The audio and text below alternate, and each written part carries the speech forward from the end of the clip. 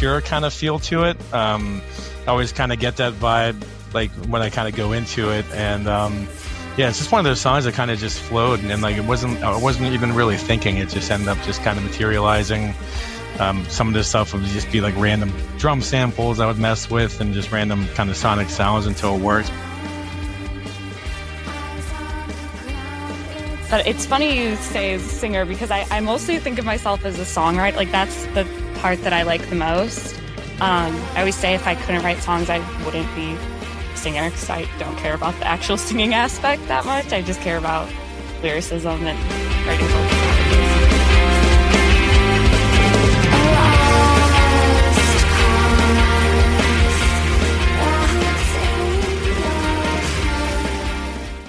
Hello, everyone. This is W, host of the High Art on the Edge page, host of 2 podcast features. One, PCE, which stands for Post-Concert Energy, and this one, known as Surprise Cast. Today, we are heading over to Chicago. We are speaking with Snowcuffs. Let us welcome them. Stephanie, how are you? Hi, Devya. I'm good. How are you? I'm doing fine. Could you tell the listeners what you do in the band, please? Sure. I'm a singer-songwriter. Beautiful. Thank you. Let's bring on our next guest here. We have Neil. Neil, how are you? I'm good, W. How you doing? Fine, thank you. And tell us what you do in the band, please. I play guitar. I play a little bit of synth, pretty poorly, and I did the kind of initial stuff, but now we're kind of collaborators. So, yep. Welcome, both of you. Let us get started. Stephanie, I'm going to throw an icebreaker your way. Are you ready for this one? Great. I would like for you to tell us, what is one artist you've always wanted to see live, but haven't yet for whatever reason? That's a good question. I guess I'll say Nirvana.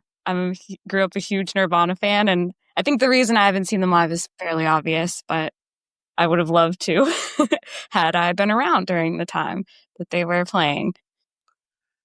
Okay. I have heard from time and time again from my guests, Nirvana, such a big influence on musicians. So tell the listeners, why does their music speak to you? Well, I'm a huge fan of good songwriting, obviously, as a songwriter. And I just love Kurt Cobain's lyrics. I love his wordplay. I love that he doesn't take himself too seriously. Yeah, it's definitely his lyricism that draws me to them. Thank you so much for sharing. Neil, this is your icebreaker question. Are you ready? Great. Now, this is completely your opinion. Which decade do you think had the best music, and why? I actually think about that a lot, and it's extremely tough. It's a tie almost between the 80s and the 90s, and I might give it to the 80s. And that's probably been more of a recent thing. Like, if you caught me maybe 2 or 3 years ago, I probably would have said the 90s. But after getting into a lot more kind of new wave and goth kind of stuff and post-punk and basically everything cool that we're into, even though we maybe thought it came from the 90s, it actually really came from the 80s, or at least the mid to late 80s. So, yeah, I'll have to give it to that. I like your answer. I grew up in the 80s. It's my time period. All righty. Let us move the needle to the next groove. Stephanie, I'm going to read something to you. I want to get your response, please. Here we go. All righty.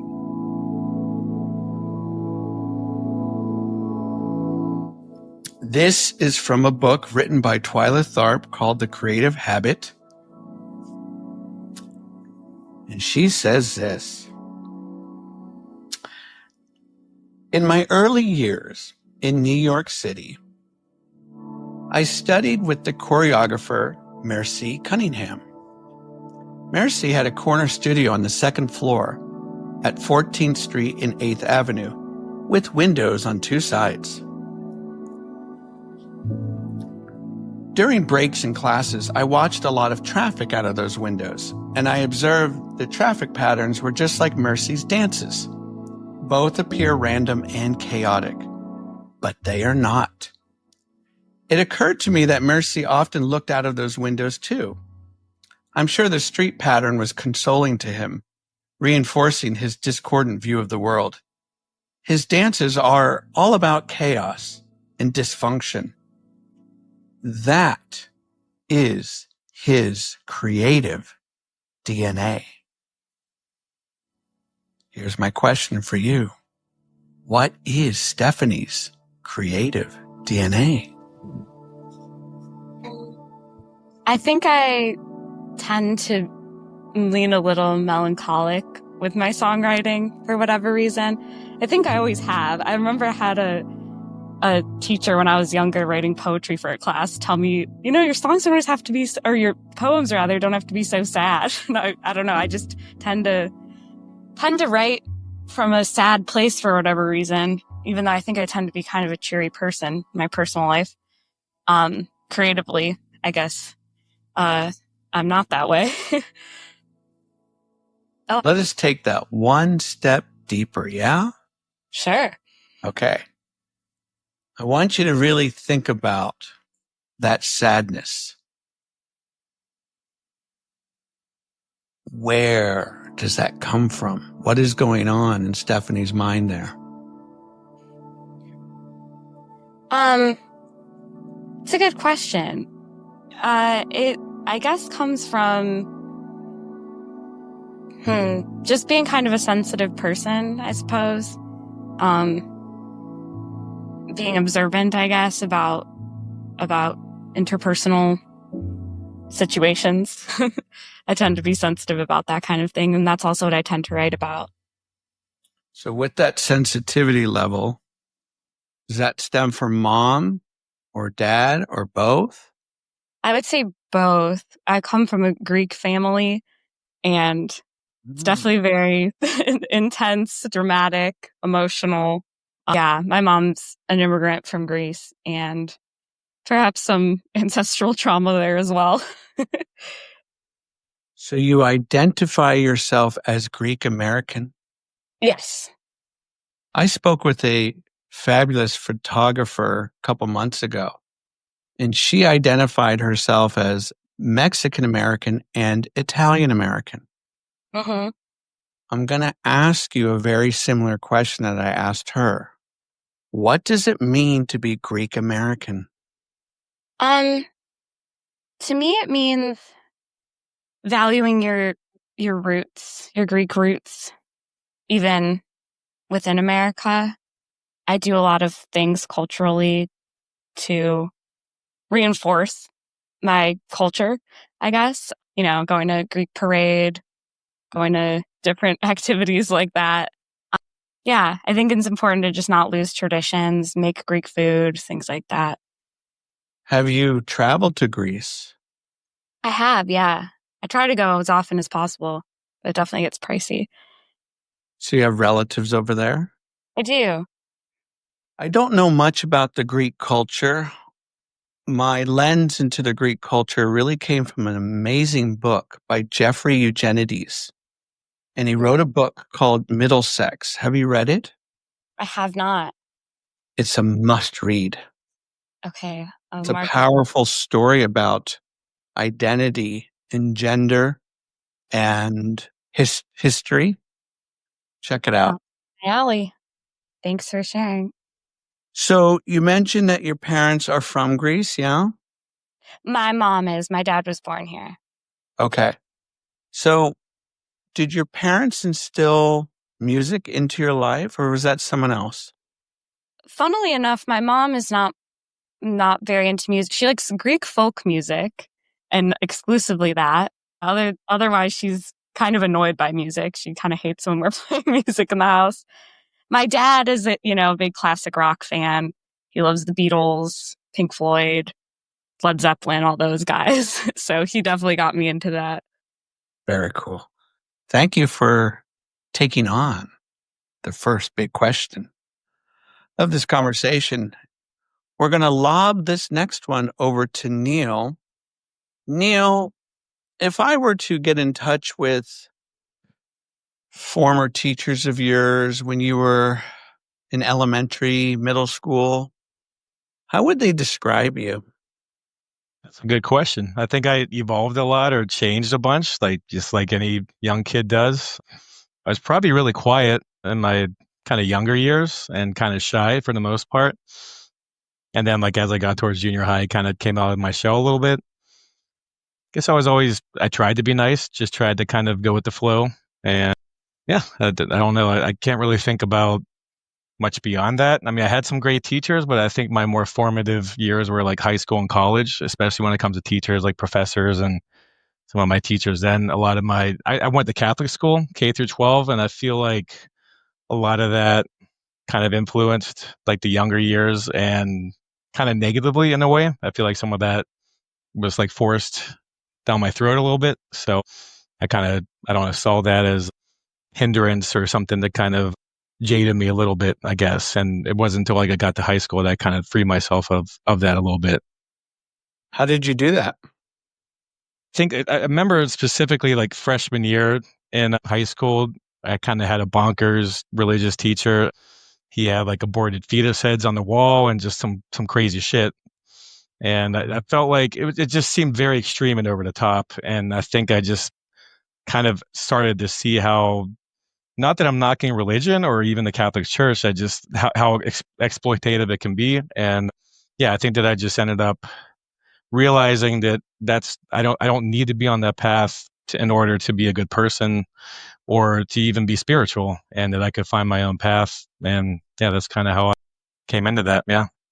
You see, that's fascinating because I've talked to other artists, similar situation where they have kind of removed the shackles of whatever religion that they felt tethered to and some of the guilt that has come with that and the strife and conflict that has created within the family unit. So I'm going to ask you, did this create any tension? With my family? Yeah. So I have kind of divided upbringing in a way. My dad came from Thailand and he's Buddhist, and my mom grew up Catholic. And I think like as we got into like junior high and high school, even though like we went to church and stuff and tried to go there a bunch, I think that she was starting to kind of distance herself. We had some like my priest back in junior high, he ended up embezzling money from our church, and so she kind of started seeing like someone like the corruption directly and stuff like that. And so she, instead of like taking us to church every weekend and all the masses and stuff, she kind of started to distance herself. But I think she felt like as part of, I'm from Pittsburgh originally, as a very Catholic community. I think they wanted to like basically just, fit in, so I think that was the main goal, but they never really pushed religion or anything like that. And I got exposed to both. Every time I would go to Thailand, I would see the Buddhist culture and just get like a kind of a whole other side of things. And that kind of gave me more perspective and appreciation for spirituality as a whole. That is fascinating. That is really fascinating. And my brother is from Bangkok, Thailand. He's adopted. Wait, that's awesome. And he has never gone over there, but obviously we've talked about it and the importance of maybe understanding more about his identity. What is the culture like over there from what you've experienced? I love it. I mean, I'm partial to it. I go there at least every other year. My dad comes from a family of 8 brothers and sisters, so it's very large. Almost all of them are still in Bangkok. So, I have more kind of attachment to my family over there than I do back home and on the state side, the more of my mom's side and stuff like that. And the culture is kind of always changing. I mean, it's become a lot more globalized, influenced by American, Japanese, European culture. They're a tourist economy. And so you see that kind of evolving and changing every year. When I first started going, they would look at me on the street and just be so surprised to see a Falang, as I call it, just like a white European or American generically. Sometimes they go like, put their hand on my belly or just do random things because they'd just be so fascinated. But now in Bangkok, there's phalangs everywhere. There's just tons of tourists from all over the place. It used to be more exotic, but now it's more commonplace for people to go there. And so I've seen that change, but I would say that they're a very nice, caring. They always call it the land of smiles, and I really think that's kind of true. I think that can go both ways. Like sometimes they're too nice or too passive in a way. I've seen that with my family dynamic where they're always trying to save face or always trying to respect their elders, even if they don't agree, and things like that. And so I just think that's a huge part of their culture, and for better or for worse, like I said. But I mean, yeah, the family unit is extremely important there, and they live in tiny quarters with, they will sometimes sleep in the same bedroom as their mother and their aunts and all that. And I think it's reflective of how they operate and how important family is for them. And I think, it's changing though, because I think that as people get more independent and more professional and have their own lives and things like that, that tight family unit is starting to just change, evolve, not necessarily for the worse, but it's definitely changing in different ways. I'm so tempted to ask you White Lotus questions, but we won't go there. Well, I watched it, so yeah. That's a whole nother podcast. Yeah.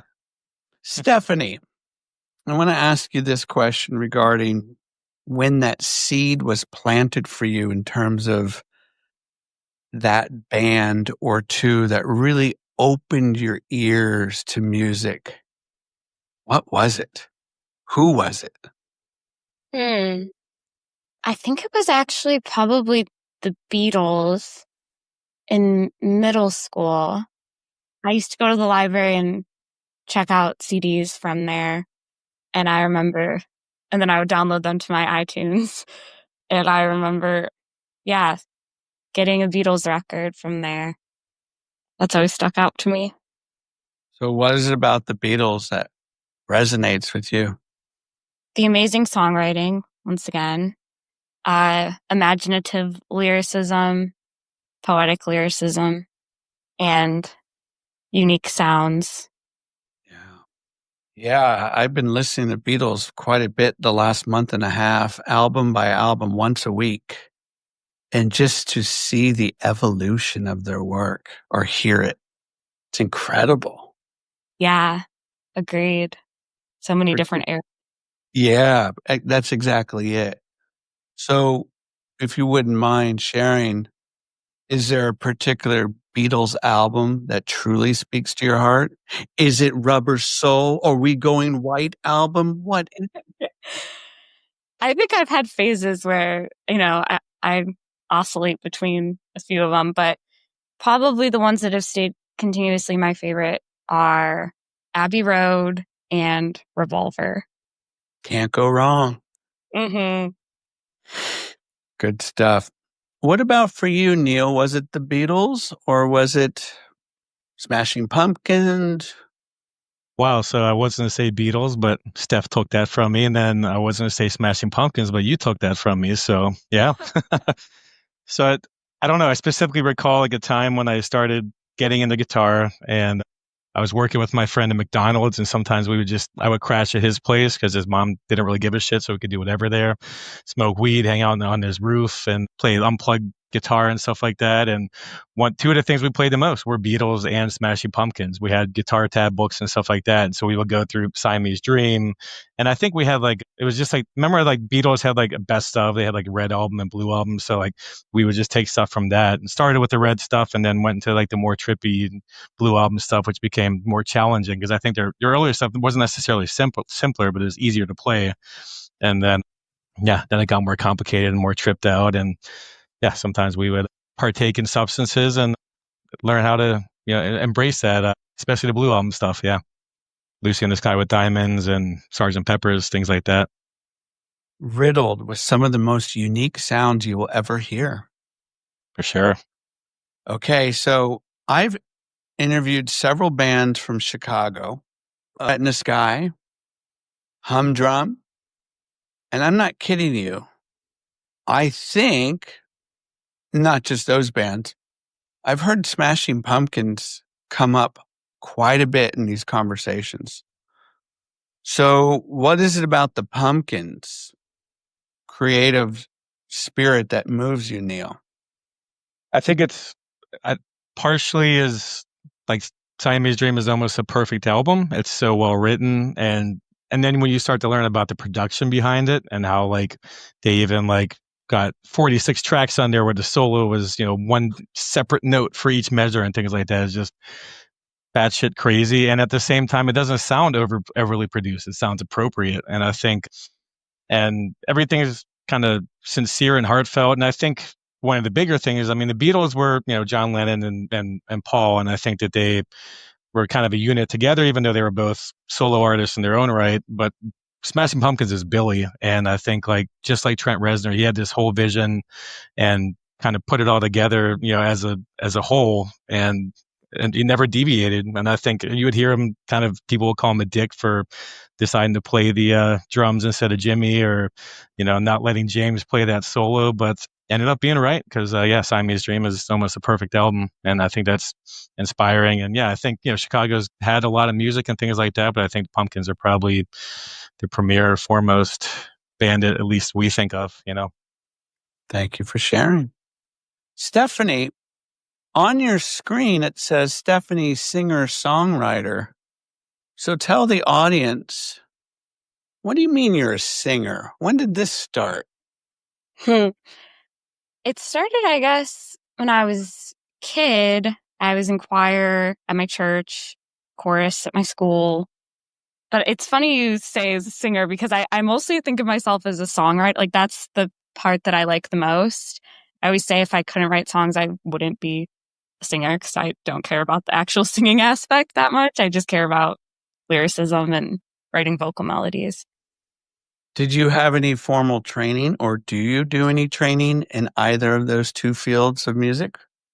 Not really, other than school choir and church choir, like I mentioned. Nothing more intense than that. So no private coaches, tutors, or anything like that? No. Neil, for you, when did that guitar become the mighty sword in your hands, or the axe? I think it was like junior high. My dad always had these like guitar books. A lot of times he would get them from Thailand, and they would I think they were called like Let It Be Me. And they were just they were poor transcriptions of certain songs. And I remember like just hearing him in the basement playing on acoustic guitar, trying to sing along with these songs, mostly 60s and 70s stuff. Like Scott McKenzie, or You Go into San Francisco, and like kind of ballads, like fun. He was a huge Creedence fan and stuff like that. And so, I just it always felt good just to come down and see him just having a good time with it. He wasn't necessarily like awesome at it, but he always enjoyed it. And I think, it just kind of inspired me, and I started getting into it. And he was super supportive when I wanted to start taking lessons and getting into it. He was also careful. He didn't just buy me like an awesome $3,000 rig right off the bat, and he bought me a cheap ass acoustic. He made me take lessons. He made sure I was going to actually dig it, because, most kids, get into something and 2 months later they put it down and you just wasted your money on it. So, but then he saw that I was more serious and started buying. I got my first electric guitar. I got an amp and started going and getting in many bands and stuff like that. And that just kind of took off from there. And I just could never put it down. This is fascinating. Thank you for sharing. Stephanie, I'm going to read a passage from a book called Braving the Wilderness, The Quest for True Belonging and the Courage to Stand Alone, written by Brené Brown. Are you familiar with her work? I've never read it, but I did have a therapist recommend it to me one time. All right, here we go. So this is from the chapter Everywhere and Nowhere. In 1987, I met Steve. For some reason, I was more myself with him than I'd been with anyone since my first BFF, Eleanor. He saw me. And even though he caught the tail end of my self-destructive days, he saw the real me. And he liked me. He came from very similar family trauma, so he recognized the hurt. And for the first time in both of our lives, we talked about our experiences. We cracked open. We would sometimes talk for 10 hours over the phone. We talked about every fight we had witnessed, the loneliness we battled, and the unbearable pain of not belonging. So this sounds like a very strong friendship. So tell the listeners, Stephanie, about your friendship with Neil, and how did this come about, and perhaps in the creation of the band? That's a cute question. So Thanks. we met on Reddit, actually. Yeah, Chicago music scene subreddit brought us there. I had been in another band and I was looking for another project. So I just, made a post searching, and Neil had been out there searching for quite a few months because they needed a singer. And then we came together. Neil, continue the story. Yeah, so it was Reddit at the time. I think we were deep into about 4 to 5 months of looking for a singer, and we had someone that worked out that was in the band shortly for about 2 months, and then she bailed, and we had the whole lineup otherwise, and so it was kind of a little bit of an obstacle at the time, but we kept at it, kept looking, and yeah, just kind of tried like there's like a app called Vamper, which is basically like Tinder. We swipe left and right. I tried I tried all the apps, all the websites, and just kind of looking around. And yeah, lo and behold, just one day I see this ad on Reddit saying this girl wants to start a shoegaze band, and checked out her other band. That was pretty awesome. And yeah, the rest is kind of history. We kind of gelled right away. Had her come in. She kind of sent us some, layers over the parts, some ideas she had, and then we brought her in, and it just felt right. So yeah. So Neil, what does Stephanie bring to the band? What value? I mean, I think vocals are one of the most important part, but I think it's also just, as she mentioned, she's very positive. She's very easy to work with. And I think, yeah, it's made the experience just very, being in a band's tough. I mean, when you have 5 people and they all have different personalities, and I've been in bands for seems like forever now. And this is probably the most easygoing, laid back band. And I think Steph brings that aura into the mix quite a bit. So yeah. Stephanie, these are lovely words. Now let's reciprocate. What does Neil bring to the band? I will definitely reciprocate. I would say Neil also brings that similar positivity. Neil's like the band leader, so a lot rests on his shoulders, and I think he carries that burden very well, with a lot of grace, and yeah, he's a great band leader. He's got great ideas and a great vibe overall. Neil, would you care to tell us the other band members' names? Yeah, so Sarah, I think, was the first one that reached out to me. Sarah Sterling. She used to be an Astrobrite. She's pretty much the only person in the band that I had like a previous connection to, because I wanted to kind of have like a clean slate, kind of start fresh with musicians I hadn't worked with before that weren't in the same sphere or the same scene as what I had before, just to kind of, again, start fresh. Life Oil and other bands I had been in before. I was just trying to kind of have something completely different, So Sarah had been an Astrobite. Life was I played with him a bunch, and so yeah, she didn't know that when she first reached out, but then as soon as she started, emailing, we figured out who we were and connected instantly. She heard my demo, she liked it a lot, and yeah, she came on board. She's an excellent bassist. She plays drums too, and I think she's been very helpful also with Steph and her vocals and helping with like writing and just formulate things together. And so she's been a pivotal part, and also just a very kind, like just straightforward person. She's pretty awesome. So, and then Mike Hoyt, the drummer, I think that was through there's an app called Bandmix, which looks like 1990s Match.com. I met him through there, as well as Charles. And he's kind of brilliant, and as just, I guess, meticulous as it comes. He's a very talented drummer. I think he like lives and breathes drumming. We were just talking the other day, like we were looking at a video of our last performance, and like every time he's playing, he's just smiling. And it's not like he's smiling at us or he's smiling for the camera. He's like just thoroughly enjoying it. And when he first started playing with us, like he was in like 10 bands. And so that's kind of whittled down, because I think he's just trying to go with the ones that are doing the best and most serious. But if he could, he would just play drums every single day, all day. And I don't possess that feeling with guitar as much, and I wish I did, because it's pretty impressive. And he's an aerospace engineer. I mean, he could just go on and on. He's just a brilliant, cool guy, and just also super positive and smart, and just brings a lot to the table. And go ahead. Sounds like you have a very tight, cohesive unit Yeah, now. for sure. Yeah, I wouldn't want to change that at all, for sure.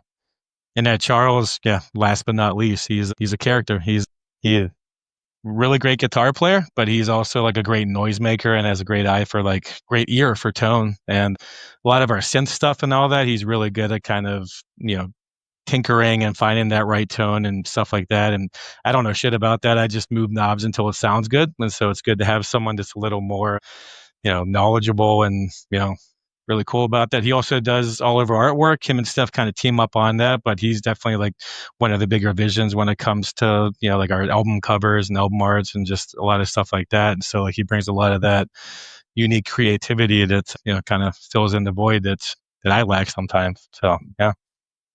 Thank you for kind of fleshing the band out a little bit more and giving us an idea of what the band members do and their responsibilities. And like I said, it sounds like everyone has great positive attributes that can contribute to the betterment of the band, which is fantastic. Okay, now before we get into your music, I do want to ask one more question, and this one goes to Stephanie. So I'm super excited because one of my favorite artists, Susie and the Banshees, this band I've been listening to for many, many years. Well, I bought this magazine yesterday at our local bookstore, and it's Record Collector, and it's really a whole cover on Susie and the Banshees from start to end. And there's some great, great material in here. I want to read something to you, Stephanie, and I'll ask you the Sounds question. good. So this is in the introduction. Susan Ballion was just 19 at that first show, a girl for whom living in the suburbs had inspired intense hatred. That, plus a horrific experience being sexually assaulted as a young girl and losing her father as a young teenager, led to isolation and ensured the bio was there from the beginning. Yet that negative history was always harnessed to powerful effect.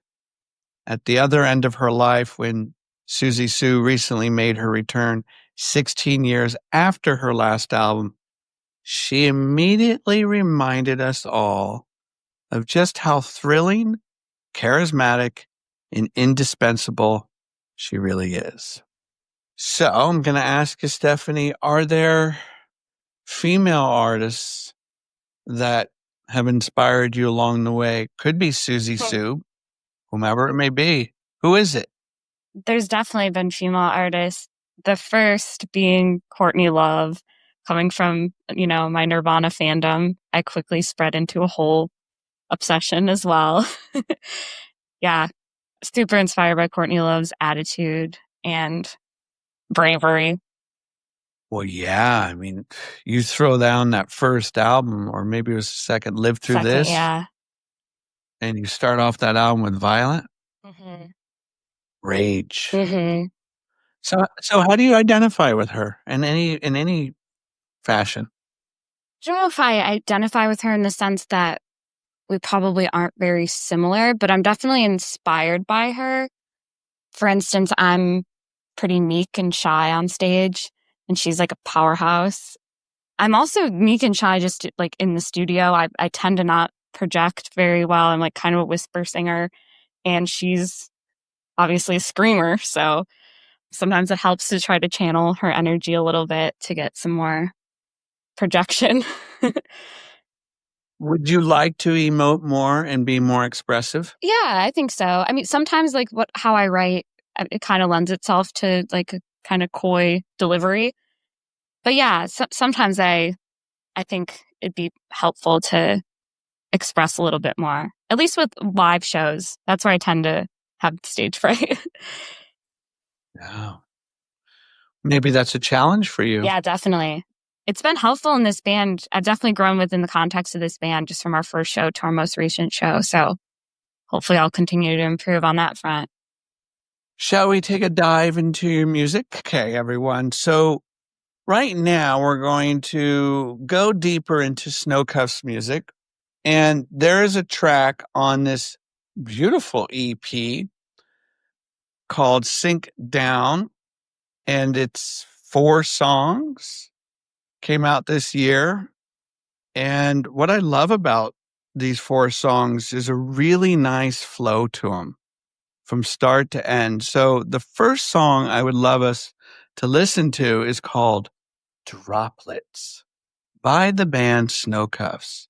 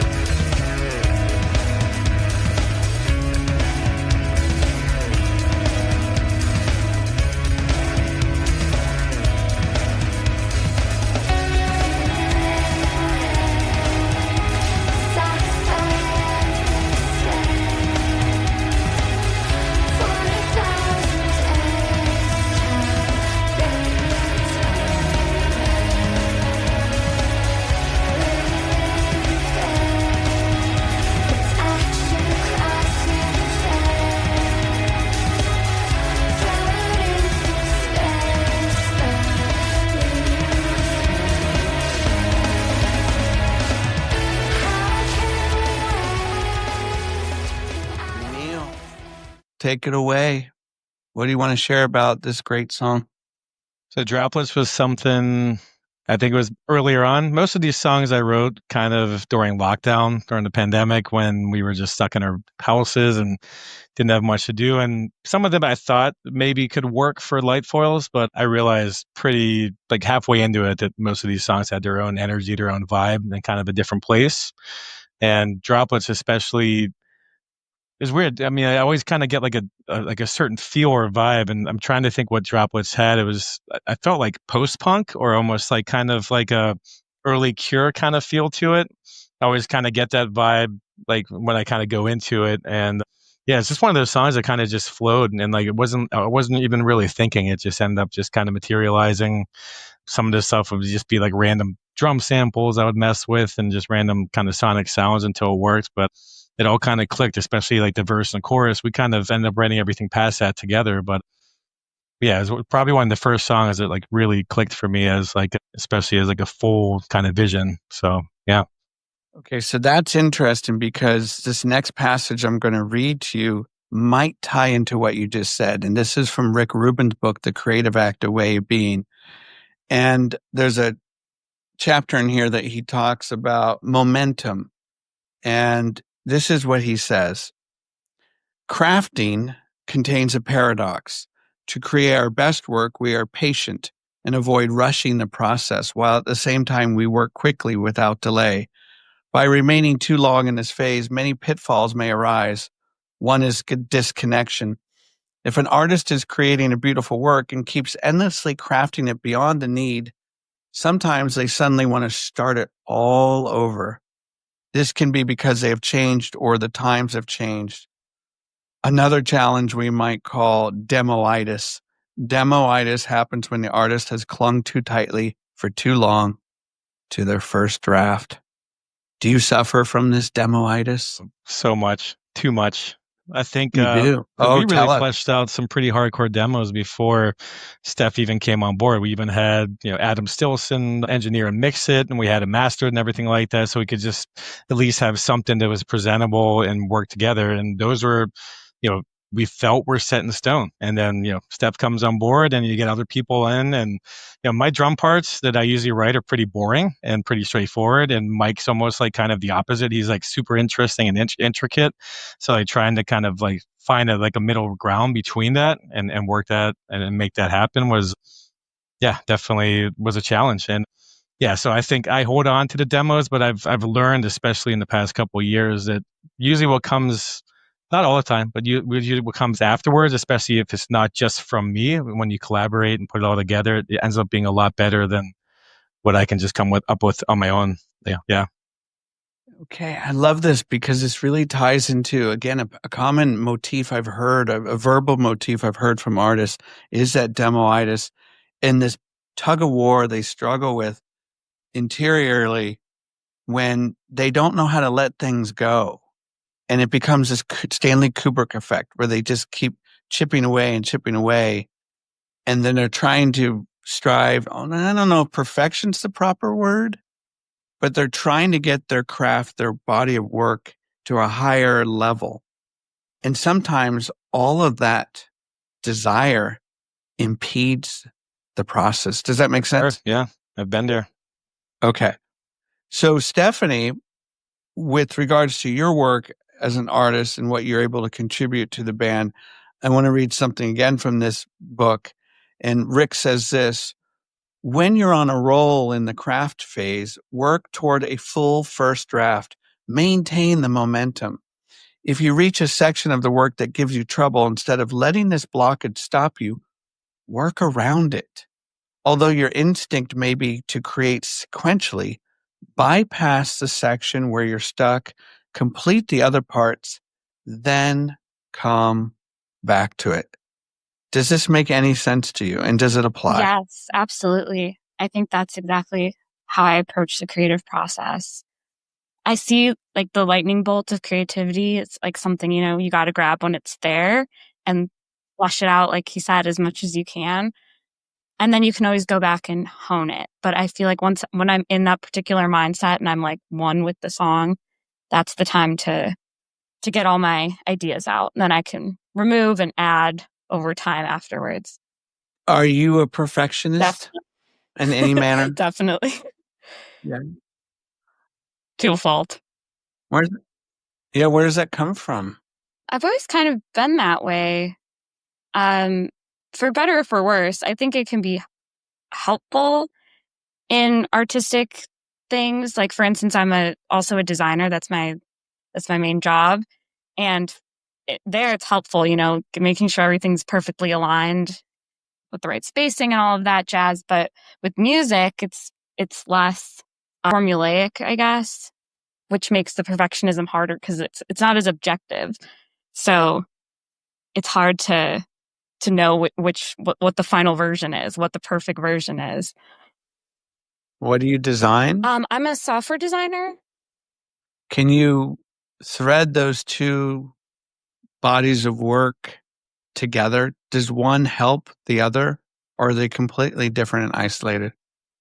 I've tried to keep them isolated because having like a 9-to-5 doing design kind of killed my passion for it a bit. So I like seeing music as like this separate thing that's like my fun creative space still, whereas that used to be design for me at a point in my life. But I still let them, cross paths. Like Neil mentioned, me and Charles work on the album artwork together. So I still like to think of songs visually a little bit. And yeah, Neil and I also collaborate on like music, video content, and things like that. And we try to keep our music having a visual component as well. I want to thank you, by the way, for answering. I want to move into the next song. I'd love you guys to talk about. This is track number 3. I love this song. This one is called Ivy from the EP Sink Down. Let's take a listen.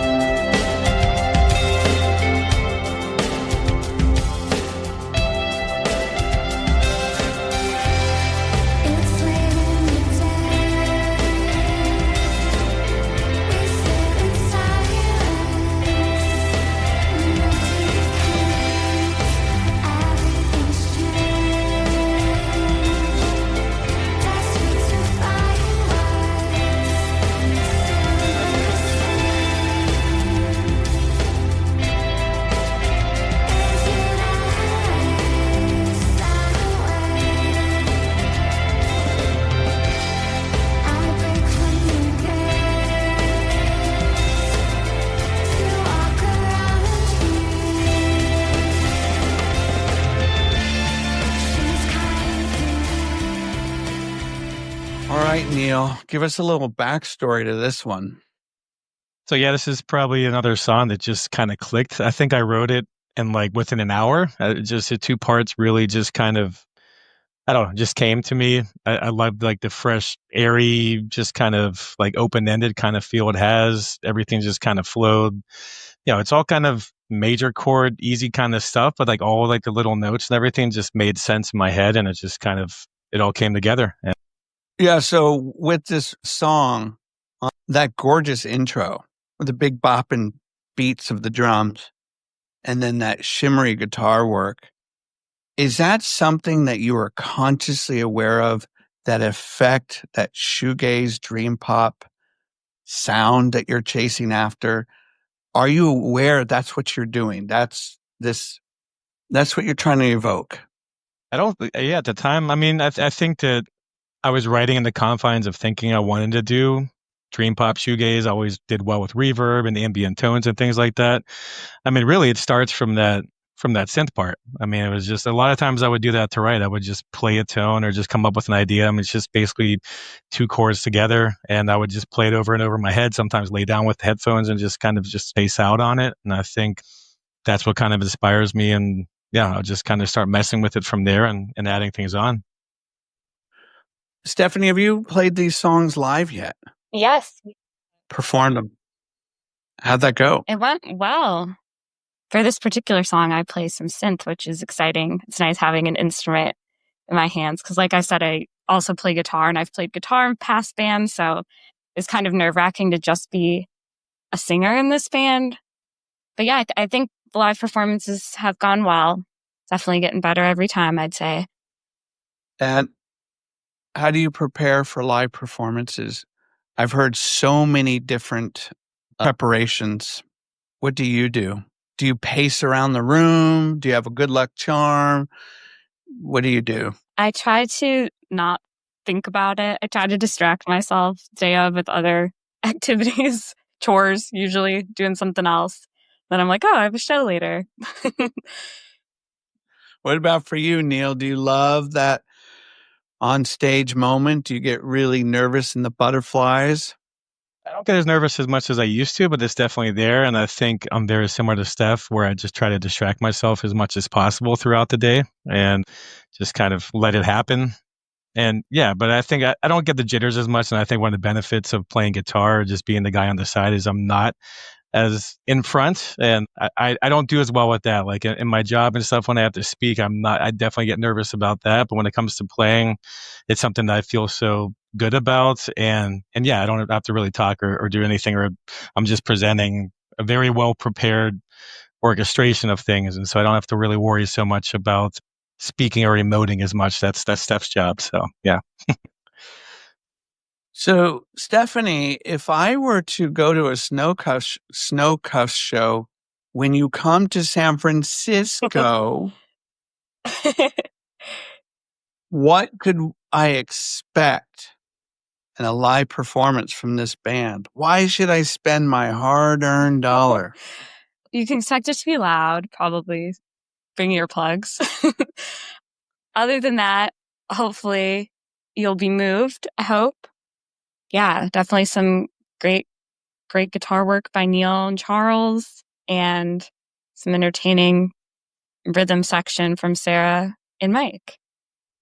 With live shows, this question is for Neil, is this something that you take great pride in doing as far as connecting with your audience? Do you go to the merch table and, do your meet and greet, or how do you kind of, stay connected? Man, I love playing live, and I love projecting that energy and then getting that positive feedback like right away.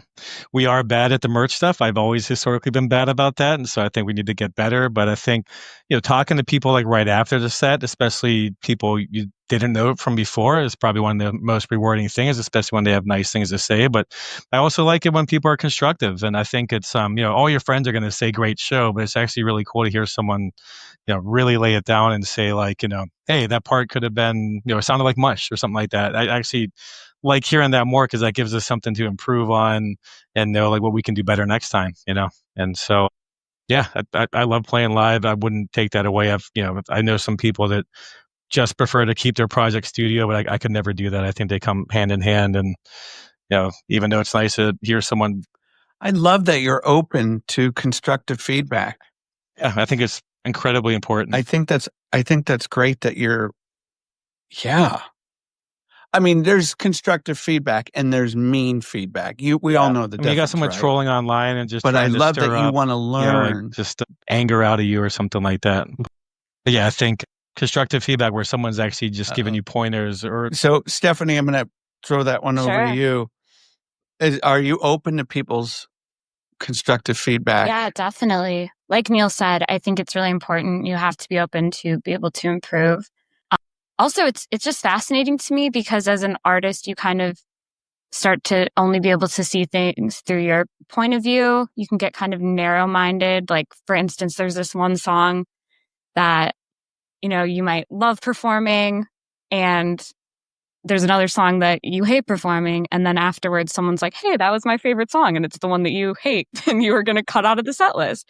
So it's really important, I think, to take other people's opinions into account, especially once a song is done. Like, it's really no longer yours. It's kind of like out in the world, and if people grab onto it, they grab onto it, and you have to take that into account.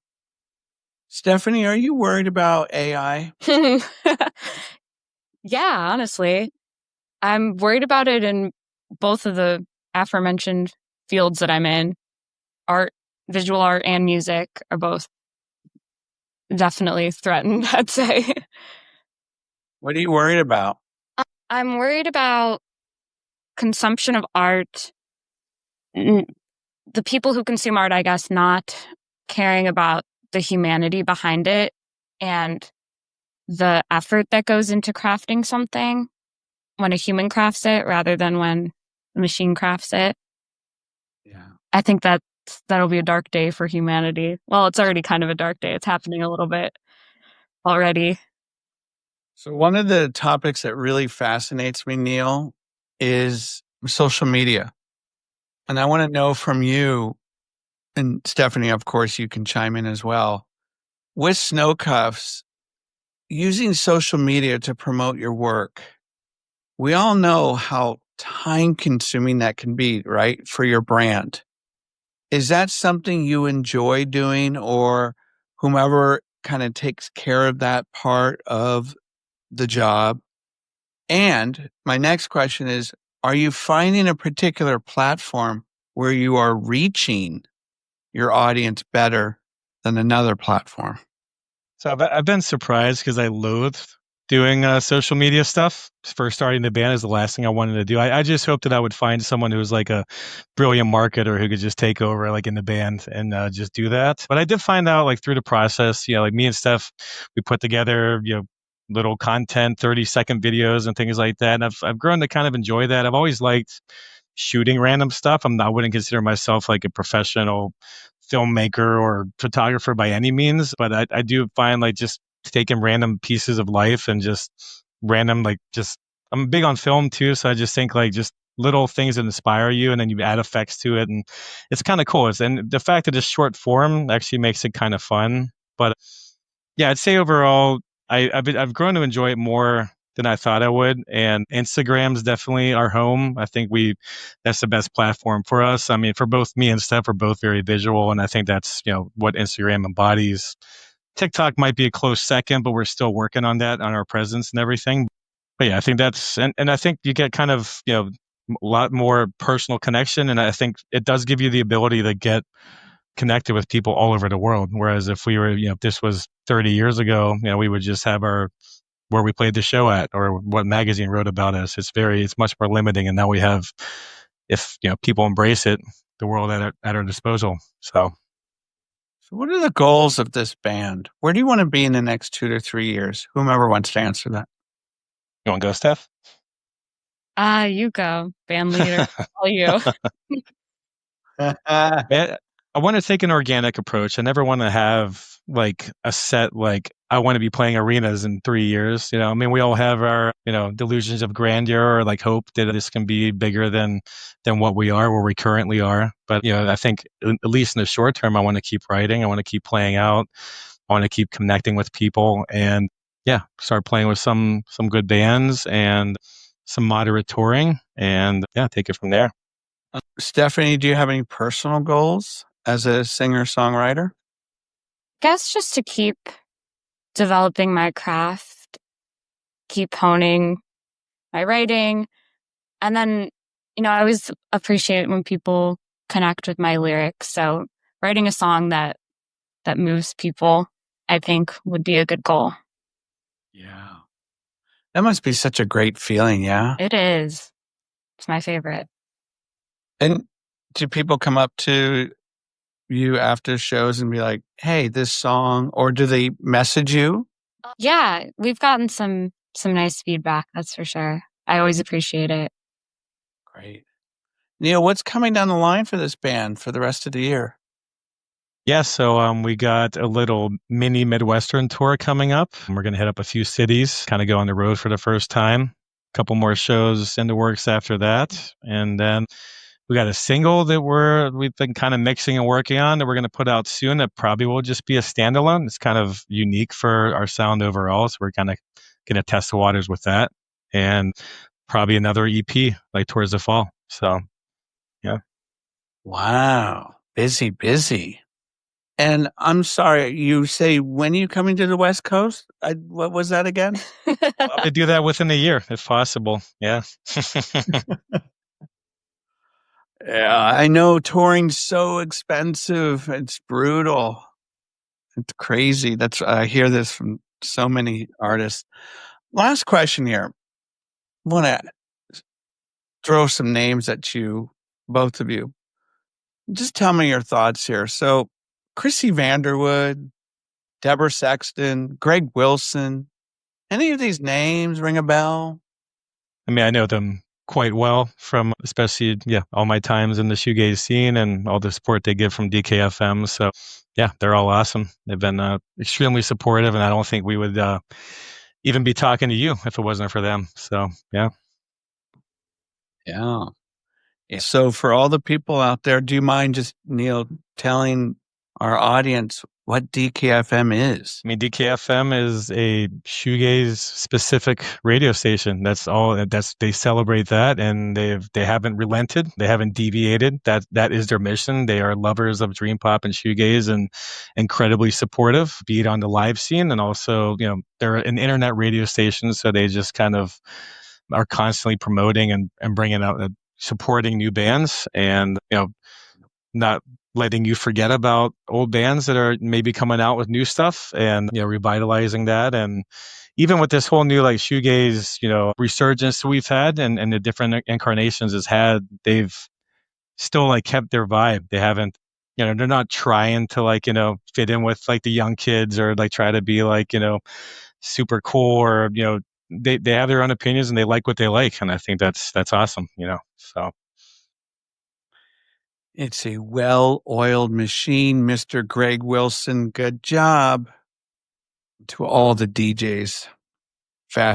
Just fantastic work. Okay. Stephanie, would you like to recommend a book, a movie, some albums, TV series? Oh, sure. Okay. A movie I just rewatched for the millionth time, Eternal Sunshine of the Spotless Mind. Just watched that this week. It's a great one. I love it. I could never get sick of watching it. I cry. No, Clementine's so good. I also watched Inglourious Bastards with my family this week or last week, and it was great. It's my favorite Quentin Tarantino movie. What do you mean you watched it with your family? I would like mom and my dad? immediate family. Yeah. Oh, okay. I thought you meant like you had children. You would watch with your children. No children for me. Woo, that movie packs a Sure does. It's a good one. That's Quentin Tarantino. Anything else you'd like to recommend? What else? Albums you said? Yeah, if you want to recommend an album or two. I love Angel Olsen, and she has this EP, I guess, called Strange Cacti. It's like her first record. I think she recorded it on GarageBand, and I just love it. Amazing songwriting, just her and a guitar and a lot of reverb and GarageBand, and it's absolutely beautiful. Highly recommend. What a voice. Oof. Thank you. All right, Neil. What do you want to recommend? I guess I could start with a book. I'm sure a lot of musicians throw this out there, but it's kind of more near and dear for me. Crying in H Mart. Yeah, Michelle was on there. Two things. I mean, I think part of it was her growing up as an Asian American and the expectations the family has and struggling to be a musician. And when they want you just to be a doctor or an engineer and just forget about everything else. It's a good ride. I think there's that dark part where her mom is dying of cancer. And I think that's very emotionally resonant. But I think I really identified with her as a Asian American artist just trying to find her way in the world and questioning whether all the sacrifices and stuff she does for music. And I only go halfway there. I still have a day job. She really tried to risk it all and kind of got abandoned by her family for a little bit. And I don't have nearly the kind of guts to do that. And it's very impressive. And look where she's at now.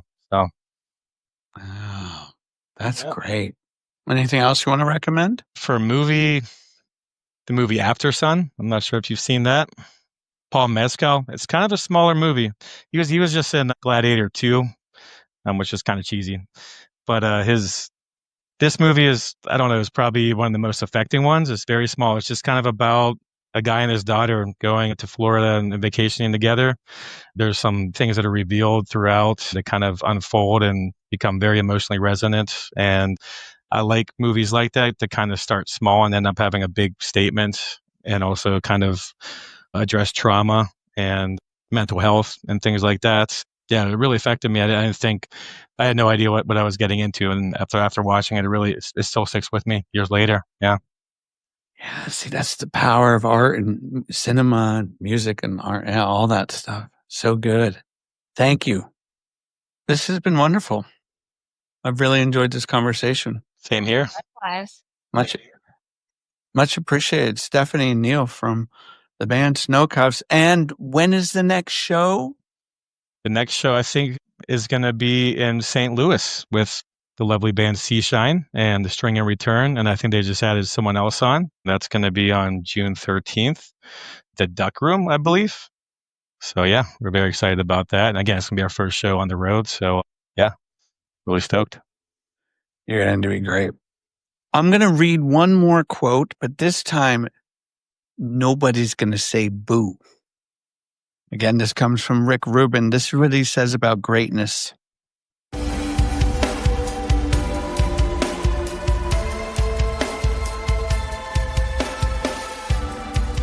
Imagine going to live on a mountaintop by yourself forever. You build a home that no one will ever visit. Still, you invest the time and effort to shape the space in which you will spend your days. The wood, the plates, the pillows, all magnificent, curated to your taste. My name is W, host of the High Art on the Edge page, host of this podcast feature known as Surprise Cast. And remember this, everyone, great music is all around us. You just have to keep your ears open. Ciao.